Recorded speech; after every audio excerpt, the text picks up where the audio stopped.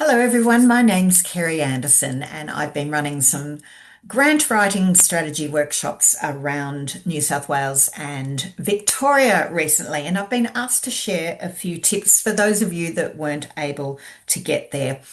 I'm sharing my expertise from both sides of the fence. Like all of you, I've done lots of fundraising over the years for Pony Club, Motocross Club, School Council, Kinder, all of those things, and sporting groups.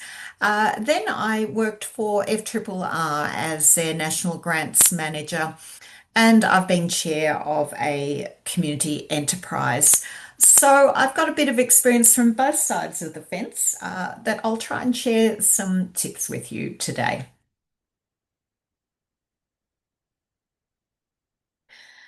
The first thing to remember is that funding can come from lots of different areas. It's not just your local council, which a lot of people seem to think of first. But it starts with us. We're always putting in our own time, which can be valued as in-kind contributions. As clubs, we're already putting money in. There might be local businesses or a big company in our community. And then there's government. Yes, your local council, they might have some small grants. State government might have some bigger grants and federal government. So you really need to spread your thinking on levels of government. And then, of course, there's the philanthropy sector. And not everyone's aware of that. There are private foundations set up to support communities, and they do love particularly small rural towns and the work that you're doing. So don't forget about those sector. Whatever you do, be strategic. It's about partnerships, community, and investment. So we're investing in our community through partnerships. It's a circular thing. The more you partner with people, think about the wider benefit to the community, the greater the investment will be. How do we find where these grants are? Now, Grant Guru is by far at this current time the best resource you can use because they include all grants across all levels of government and philanthropy. So it's a range, whereas our community is still good but doesn't have quite as many. The good news is you can access these grant finder facilities through your local member if you're in Wentworth or your local council, wherever you are. Just ask who has a subscription to Grant Guru because it's a wonderful facility to have. You can search by uh, words if you want sporting equipment or men's funding or women's funding. You can put in lots of and they will alert you when these grants come up. You can see when they're been held previously, when they're going to be held in the future. It gives you time to plan. But before you even start writing an application, you found what you think is a great grant for the project that you've scoped out, but is your organisation eligible? Is your project eligible? And does the time frame suit? So do not start writing, spending any time on your application until you have answered these questions. And you will find them in the guidelines. For instance, with the Sydney Myer Fund and the Myer Foundation, it's saying that, in charitable purposes from Australian incorporated organisations that have been endorsed by the ATO as tax concession charities. So it's been quite defined there. If you're not a charity, and it can be an issue with sporting groups, and you can look it up on the ABN. They're even telling you how to look it up. Down below, the FRRR, they're saying we are looking for community-led initiatives. So it's no point council applying unless they can demonstrate that they're doing it on behalf of the community. They're also looking for smaller populations. So it's no point a big regional city applying because they're looking for less than 15,000 population ideally. Okay, so look in the guidelines.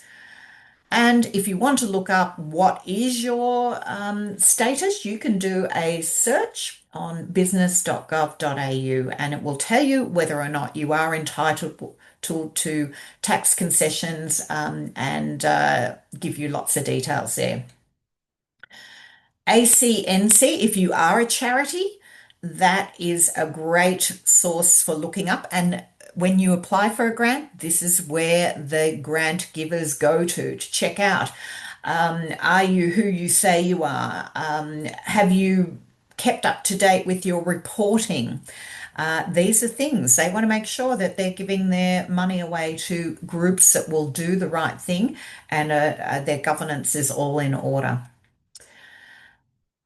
Priority will be given to projects. Now, the type of projects, sometimes they dictate what they are wanting to do. They can be quite specific. It might be on environmental type projects, it could be on business related projects.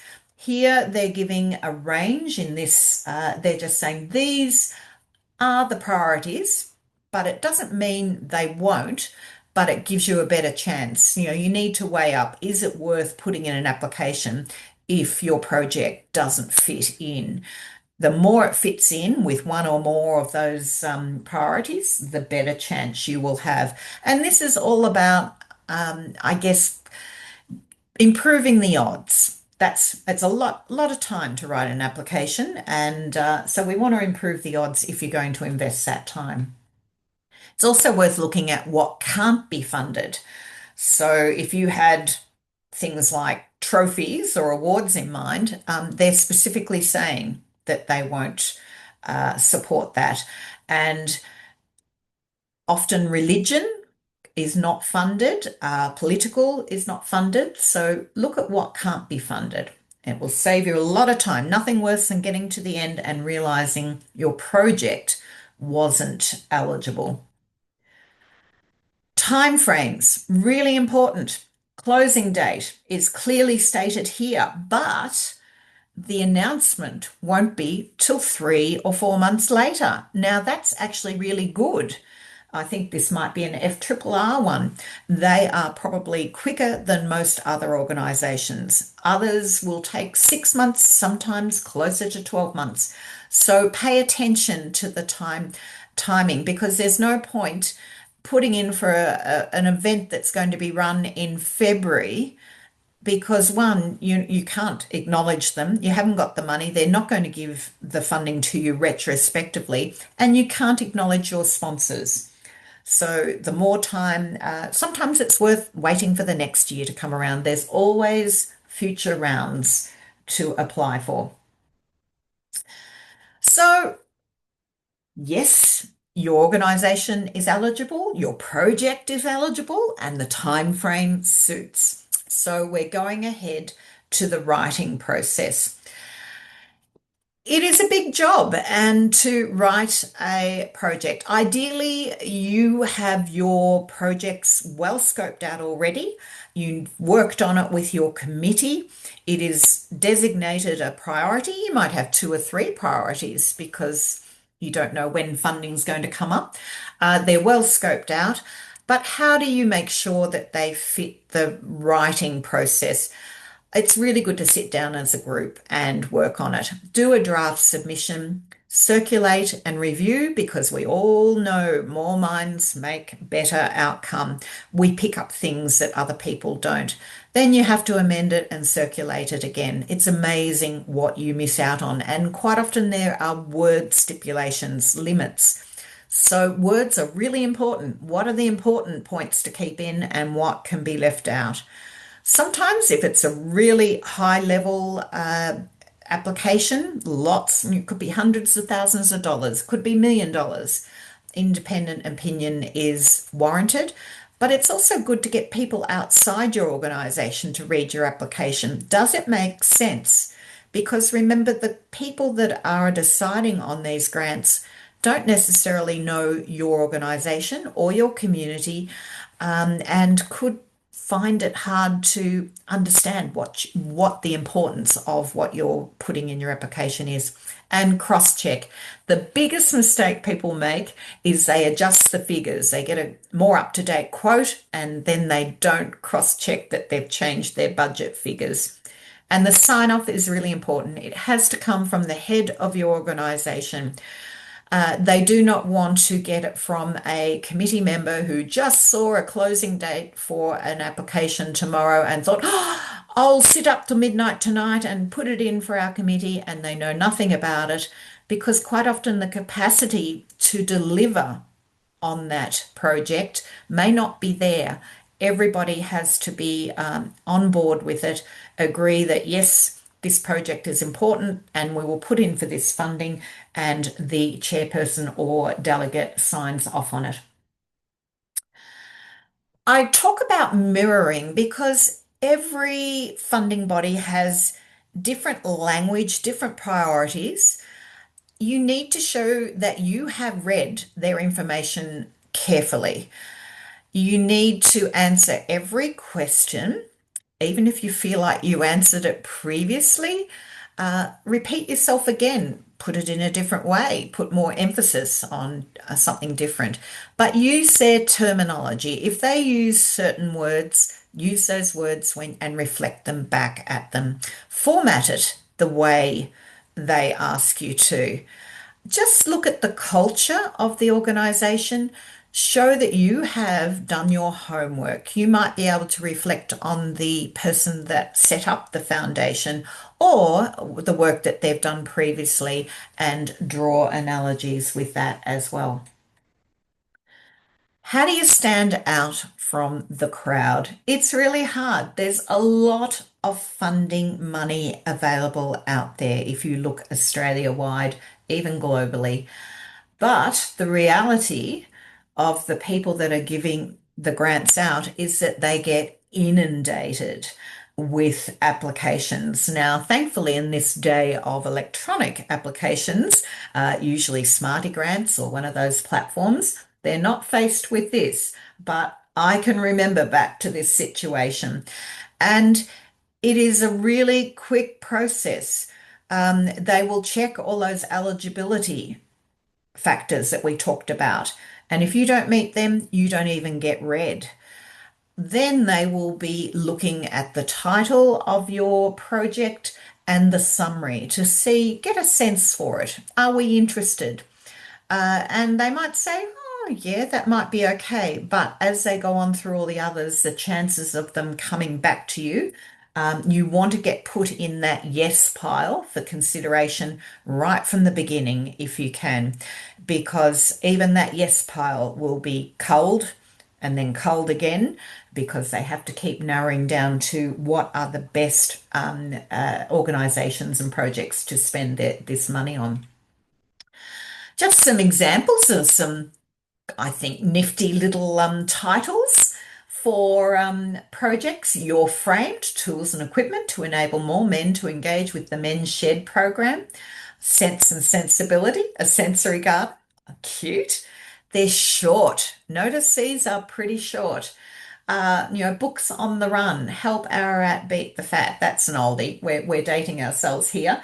But they're linked to the project, but in a short, succinct way, and show a little bit of creativity with it. So if you've got someone good with words, think about how you can get your message across in a title, something that is going to stick in the mind of the people that are trying to decide who gets to the top of the pile. The summary is really important because that sets the scene and helps articulate why your project is important. You've got to get the why in there. It might be 50 words or 100 words that you're asked to do a summary of your project. Be aware that this summary is what is presented to the selection committee for a decision if you're successful in getting that far. It may, if you are successful, be also used for promotional purposes. So this summary is really important. Do it last. Come back and spend a lot of time on that, getting that summary right. It's usually very succinct, but you need to get your why across in that. Different types of speak. I just like to share how it can change from application to application. This is a philanthropy speak. So we're talking about, empowering 10 rural women, volunteer mentors, 6-month leadership journey, grow their skills, knowledge, and confidence. It is speaking to that particular foundation which funded this project. But if you're applying to a government agency, it will be very different because you're mirroring their type of language. They talk about frameworks, advisors, assessing risk, tactical and strategic land management decisions. So that's just an example of how it changes, but you're mirroring what the organization is looking for. Getting your message across. We talk about the four or five W's. I shouldn't forget the when down the bottom. What do you want to achieve? Why is it important? And the why is the most important. How will it make a difference is part of that why. Who is going to manage the project, will support it, or your partners? The more people you can list as partners, the better the success rate, and who will benefit from the project. And then you've got your where and when. So the why is definitely important, but the who could be important because it ties in with the grant that you're applying for. Think about the ripple effect when we talk about the benefit to community and who will benefit. And this is just an example of a little project that was really about students at a school going out and learning about bugs. It was called Bug Splits.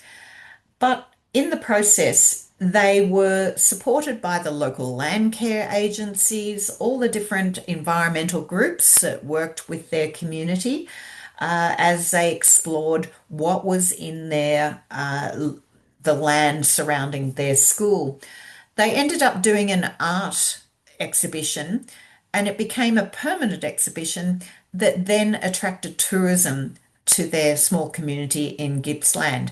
So think about how it ripples out and can benefit the wider community. It's not just that class of students learning, it's a lot more. It brought in lots of community agencies and could have even helped with their career paths further on.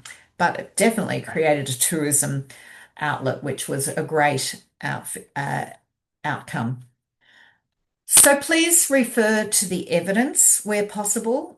Get statistics. It's always possible to create data. If you haven't already got it, you can do surveys. You can get data that's available through your local council. Just make sure you show you've done your homework, you're referring to evidence. This isn't just what you think. Reflect the wording. We've talked about mirroring. Don't assume they understand because they don't know your organization, they don't know your industry or where you live. So get that independent view, someone that's doesn't is outside your organization to read it as well, and explain things if you need to, or put an attachment that helps explain it. Answer every question. Doesn't matter if you feel like you've answered it before, it's an opportunity to emphasize something different. Someone reading an application where it says as per above is not going to go back and read as per above. They will say you didn't have time to answer that question, therefore I don't have time to go back and read it. Be relevant. It's really hard, but less is best. And that comes in that wordsmithing and the brainstorming, narrowing down to what's really, really important. Because if you put too much information in, that poor person reading the application will just get bogged down and not really understand what's important. So really focus on the important things. Emphasize the outcomes, that ripple effect, how it's going to benefit your community, not just now, but in the long term and the future. catch their attention with a snappy line or a statistic. Just do something to stand out from the crowd if you can, and be timely. Please don't ring them up the night before and say, I need more time. They are working to deadlines. They have to be fair to everybody. So make sure you give yourself plenty of time. And that's where it's really great with Grant Guru to plan ahead. Think what grants are coming up in the next 12 months that we can work towards. And if you've got all your projects well scoped out, you'll be in a great position to apply for them.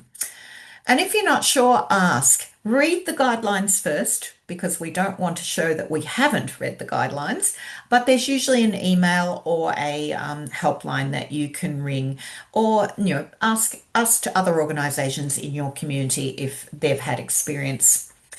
And a final point, my final tip, it's not over until the acquittal. Talk keep your investors informed. Sometimes projects don't go to plan. That's okay. We understand that. They understand that. Just as you're going along, send them photos, updates. If it hits a brick wall and you need to regroup and come up with a plan B, let them know that too. Give them plenty of notice for the opening. Don't invite them the day before, suddenly saying, oh no, we forgot to invite them. Make a fuss of them, make them feel special. It's great if they come because they're more likely to tell your story and share it widely if you invite them to the opening. Diarise the acquittal report because it is usually due within 12 months of completion of the giving of the grant or completion of the project. Look at the guidelines, and usually you get a letter outlining that acquittal process to you. Nurture the relationship because if you do all those things, next time you apply, you are going to go to the top of the pile because you've done all the right things. However, if their system, and they will look it up, shows that you had a previous grant, you didn't invite them to the opening, you didn't put in an acquittal report, it is a big black mark against your organisation. And the poor committee that are making this application probably don't even know that there was a previous application. It might have happened years ago. So please do the right thing by your organisation and make sure you put it in the diary to finish that. So I do hope that that was useful. Good luck with your grant applications. Remember, don't take it personally. There's a lot of people, great organisations out there trying, but if you do the right thing, it certainly helps you get to the front of the pile, and one day it will happen. If you demonstrate that you're putting in, people will want to help you get across the line. So good luck with that all, and look forward to seeing some of your great projects coming to fruition.